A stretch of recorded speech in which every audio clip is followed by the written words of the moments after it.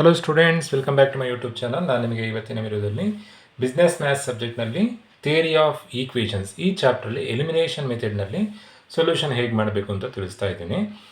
ಕ್ವಶನನ್ನು ಈ ಥರದಲ್ಲಿ ಕೇಳ್ತಾರೆ, find out the value of X by using elimination method.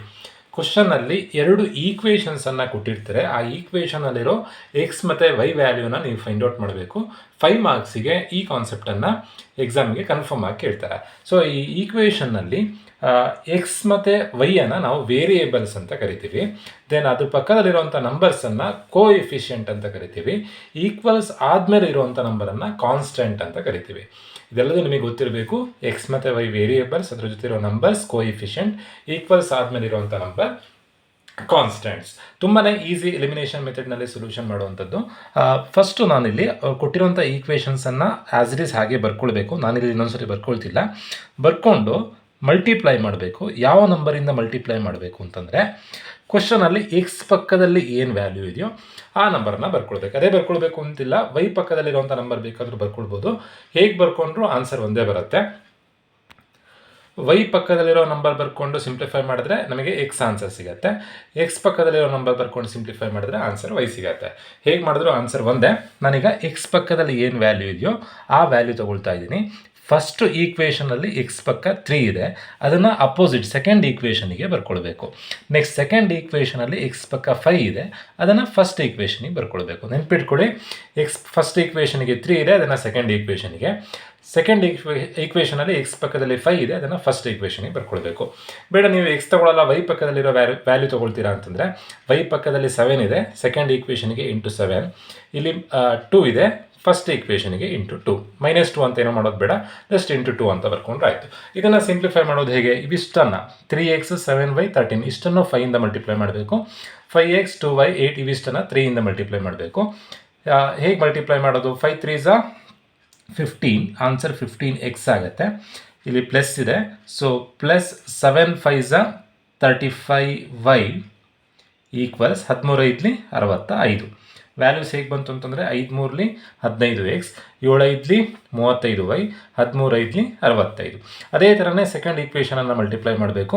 5 3 15x, next minus into plus minus 3 2 6y equals 8 3 24. ಈಗ very important procedure. First ಈಕ್ವೇಷನಿಂದ second ಈಕ್ವೇಷನನ್ನು less ಮಾಡಬೇಕು. But ನೆನ್ಪಿಟ್ಕೊಳ್ಳಿ, ಇದರಲ್ಲಿ ಎಕ್ಸ್ ಅಥವಾ ವೈ ಡಿಲೀಟ್ ಆಗಬೇಕು. ಈಗ 15x ಇದೆ, 15x ಇದೆ, ಸೊ ಎಕ್ಸ್ ಡಿಲೀಟ್ ಆಗುತ್ತೆ. ಎಕ್ಸ್ ಯಾವಾಗ ಡಿಲೀಟ್ ಆಗುತ್ತೆ ಅಂತಂದರೆ, ಒಂದು +15 ಒಂದು -15 ಇದ್ದರೆ ಮಾತ್ರ ಡಿಲೀಟ್ ಆಗುತ್ತೆ. ಇಲ್ಲ ಈಗ ನೋಡಿ, 2 +15 ಇದೆ, ಈಗ ಡಿಲೀಟ್ ಆಗಲ್ಲ. ಸೊ ನಾವೇನು ಮಾಡಬೇಕು, ಎಲ್ಲದ್ರದ್ದು ಸೈನ್ ಚೇಂಜ್ ಮಾಡಬೇಕು. ಇಲ್ಲಿ +15 ಇದೆ, ಮೈನಸ್ ಮಾಡ್ಕೊಳ್ಬೇಕು. -6 ಇದೆ, ಪ್ಲಸ್ ಮಾಡ್ಕೊಳ್ಬೇಕು. ದೆನ್ +24 ಇದೆ, ಮೈನಸ್ ಮಾಡ್ಕೊಳ್ಬೇಕು. ಬರೀ ಒಂದ್ರದ್ದು ಮಾತ್ರ ಸೈನ್ ಚೇಂಜ್ ಮಾಡೋದಲ್ಲ, ಎಲ್ಲದ್ರದ್ದು ಸೈನ್ ಚೇಂಜ್ ಮಾಡಬೇಕು. ನೋಡಿ, ಈಗ +15 ಇತ್ತು, ಮೈನಸ್ ಆಯಿತು. -6y ಇದ್ದಿದ್ದು ಪ್ಲಸ್ ಆಯಿತು. ದೆನ್ +24 ಇದ್ದಿದ್ದು -24 ಆಯಿತು. ಅಲ್ಲಿಗೆ +15 -15 ಕ್ಯಾನ್ಸಲ್ ಆಗುತ್ತೆ. ಸೊ ಕ್ಯಾನ್ಸಲ್ ಆಗೋಕ್ಕೋಸ್ಕರ ನಾವಿಲ್ಲಿ ಸೈನ್ ಚೇಂಜ್ ಮಾಡ್ಕೊಂಡಿದ್ದು. ಒಂದು ವೇಳೆ ನೀವು ಸಿಂಪ್ಲಿಫೈ ಮಾಡಿದಾಗ -15 ಬಂದಿದ್ರೆ ನೀವು ಯಾವುದ್ರದ್ದು ಸೈನ್ ಚೇಂಜ್ ಮಾಡುವಂಥ ಅವಶ್ಯಕತೆ ಇರಲಿಲ್ಲ. 2 ಪ್ಲಸ್ ಇರೋದ್ರಿಂದ ನೀವು ಸೈನ್ ಚೇಂಜ್ ಮಾಡ್ಕೊಳ್ಬೇಕು. ಬರೀ ಒಂದು ಮಾತ್ರ ಸೈನ್ ಚೇಂಜ್ ಮಾಡಿದ್ರೆ ಆಗೋದಿಲ್ಲ, ಎಲ್ಲದನ್ನೂ ಸೈನ್ ಚೇಂಜ್ ಮಾಡಬೇಕು. ಎಲ್ಲದೂ ಸೈನ್ ಚೇಂಜ್ ಮಾಡಿದಾಗ +35 +6y 35 +6 35 6 41y ಈಕ್ವಲ್ಸ್ 65ರಲ್ಲಿ 24 ಕಳಿಬೇಕು. 65ರಲ್ಲಿ 24 ಕಳೆದ್ರೆ 41 ಬರುತ್ತೆ. 40y equals 41, y equals 41 divided by 41, y equals 1. Y find out ಮಾಡಿ ಆಯಿತು. ಈಗ ಎಕ್ಸನ್ನು ಫೈಂಡ್ ಔಟ್ ಮಾಡಬೇಕು. ಎಕ್ಸ್ ಫೈಂಡ್ ಔಟ್ ಮಾಡೋದು ಹೇಗೆ?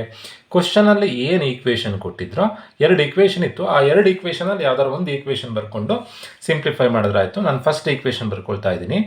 3x + 7y ಈಕ್ವಲ್ಸ್ 13 ಅಂತ ಕೊಟ್ಟಿದ್ರು. ಈಗ y ಇರೋ ಜಾಗದಲ್ಲಿ 1 ಬರ್ಕೊಂಡ್ರೆ ಆಯಿತು. 3x + 7 into y find out ಮಾಡಿದ್ದೀವಿ. y ಇರೋಲ್ಲಿ 1 ಬರ್ಕೊಂಡು ಸಿಂಪ್ಲಿಫೈ ಮಾಡಿದ್ರೆ ಆಯಿತು. ಅಲ್ಲಿಗೆ 3x + 7 ಇಂಟು 1 ಅಂತಂದರೆ 1 ಹೇಗೆ ಬಂತು? y ವ್ಯಾಲ್ಯೂ 1 ಇತ್ತು, ಸೊ 1 ಬಂದಿದೆ. 7 1s 7 equals 13. Next 3x equals ಈ 13 ಹೀಗೆ ಬರ್ಕೊಂಡು +7 ಈಕ್ವಲ್ಸಿಂದ ಈಚೆ ಬಂದರೆ -7 ಆಗುತ್ತೆ. ಅಲ್ಲಿಗೆ 3x ಈಕ್ವಲ್ಸ್ 13ರಲ್ಲಿ 7 ಹೋದರೆ ಆನ್ಸರ್ 6. ಅಲ್ಲಿಗೆ ಎಕ್ಸ್ ಈಕ್ವಲ್ಸ್ 6 ಡಿವೈಡೆಡ್ ಬೈ, ಇಲ್ಲಿ ಎಕ್ಸ್ ಪಕ್ಕದಲ್ಲಿ 3 ಇದೆ, ಎಕ್ಸ್ ಈಕ್ವಲ್ಸ್ 2. ನಾವು ವೈ ವ್ಯಾಲ್ಯೂವನ್ನು ಫೈಂಡ್ ಔಟ್ ಮಾಡಿದ್ದೀವಿ, ಎಕ್ಸ್ ವ್ಯಾಲ್ಯೂವನ್ನು ಫೈಂಡ್ ಔಟ್ ಮಾಡ್ಕೊಂಡಾಯಿತು. ಈಗ ನೀವು ಕ್ರಾಸ್ ಚೆಕ್ ಮಾಡ್ಬೋದು. ಕ್ರಾಸ್ ಚೆಕ್ ಹೇಗೆ ಅಂತಂದರೆ, ಕ್ವಶನಲ್ಲಿ ಕೊಟ್ಟಿರೋ 2 ಈಕ್ವೇಷನಲ್ಲಿ ಯಾವ್ದಾದ್ರು ಒಂದು ಈಕ್ವೇಷನ್ ಫಸ್ಟ್ ಒನ್ ಬರ್ಕೊಂಡ್ರು ಆಗುತ್ತೆ, ಸೆಕೆಂಡ್ ಒನ್ ಈಕ್ವೇಷನ್ ಬರ್ಕೊಂಡ್ರು ಆಗುತ್ತೆ. ಎಕ್ಸ್ ಇರೋ ಜಾಗದಲ್ಲಿ 2 ಬರ್ಕೊಂಡು, ವೈ ಇರೋ ಜಾಗದಲ್ಲಿ 1 ಬರ್ಕೊಂಡು ಸಿಂಪ್ಲಿಫೈ ಮಾಡಿದ್ರೆ ಆನ್ಸರ್ 13 ಬರಬೇಕು. 13 ಬಂದರೆ ನಾವು ಮಾಡಿರುವಂಥ ಸೊಲ್ಯೂಷನ್ ಸರಿಯಾಗಿದೆ ಅಂತ. ಕ್ರಾಸ್ ಚೆಕ್ ಮಾಡಿ ನೋಡೋಣ. 3x + 7y, ನಾನಿಲ್ಲಿ ಫಸ್ಟ್ ಈಕ್ವೇಷನ್ ಬರ್ಕೊಳ್ತಾ ಇದ್ದೀನಿ, ಈಕ್ವಲ್ಸ್ 13 ಅಂತ ಕೊಟ್ಟಿದ್ರು. 3 ಇಂಟು ಎಕ್ಸ್ ವ್ಯಾಲ್ಯೂ ಎಷ್ಟು ಸಿಂಪ್ಲಿಫೈ ಮಾಡ್ಕೊಂಡಿದ್ದೀವಿ, 2 ಬಂದಿದೆ, ಪ್ಲಸ್ 7 ಇಂಟು ವೈ ವ್ಯಾಲ್ಯೂ 1 ಬಂದಿದೆ. ಇವಿಷ್ಟು ಸಿಂಪ್ಲಿಫೈ ಮಾಡಿದಾಗ 13 ಬರಬೇಕು. 13 ಬಂದರೆ ನಾವು ಮಾಡಿರೋ ಸರಿಯಾಗಿದೆ ಅಂತ. 3 2 6, 7 1 7, ಅಲ್ಲಿಗೆ 6 7 13, 13 equals 13. Left hand side right hand ಸೈಡಿನ ಆನ್ಸರ್ ಸರಿ ಇದೆ. ಅಲ್ಲಿಗೆ ನಾವು ಸಿಂಪ್ಲಿಫೈ ಮಾಡಿರೋದು ಕರೆಕ್ಟ್ ಆಗಿದೆ ಅಂತ ಅರ್ಥ. ಇದನ್ನು ನೀವು ವೈ ಪಕ್ಕದಲ್ಲಿರೋದು ಬರ್ಕೊಂಡು ಸಿಂಪ್ಲಿಫೈ ಮಾಡಿದ್ರೆ ಫಸ್ಟು ಎಕ್ಸ್ ಸಿಗುತ್ತೆ, ಆಮೇಲೆ ವೈ ಸಿಗುತ್ತೆ. ನಿಮಗೆ ಯಾವ್ದು ಈಸಿ ಆಗುತ್ತೋ ಅದನ್ನು ಫಾಲೋ ಮಾಡಿ, ಹೇಗೆ ಬೇಕಾದರೂ ಮಾಡ್ಬೋದು. ಈ ಥರದಲ್ಲಿ ಎಲಿಮಿನೇಷನ್ ಮೆಥಡ್ನಲ್ಲಿ ನೀವು ಸೊಲ್ಯೂಷನ್ ಮಾಡಬೇಕಾಗತ್ತೆ.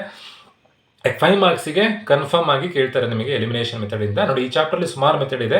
ಎಲಿಮಿನೇಷನ್ ಮೆಥಡ್ ಇದೆ, ಫಾರ್ಮುಲಾ ಮೆಥಡ್ ಇದೆ, ಫ್ಯಾಕ್ಟರೈಸೇಷನ್ ಮೆಥಡ್ ಇದೆ, ಕ್ರಾಸ್ ಮಲ್ಟಿಪ್ಲಿಕೇಶನ್ ಮೆಥಡ್ ಇದೆ. ಎಲ್ಲ ಮೆಥಡಿಂದನೂ 5 ಮಾರ್ಕ್ಸಿಗೆ ಎಕ್ಸಾಮ್ನಲ್ಲಿ ಕನ್ಫರ್ಮ್ ಆಗಿ ಕೇಳ್ತಾರೆ. ಹೋಪ್ ಎಲ್ರಿಗೂ ಈ ಪ್ರಾಬ್ಲಮ್ ಅರ್ಥ ಆಗಿದೆ ಅಂತ ಅಂದ್ಕೊಳ್ತಾ ವಿಡಿಯೋ ಮುಗಿಸ್ತಾ ಇದ್ದೀನಿ. Thank you.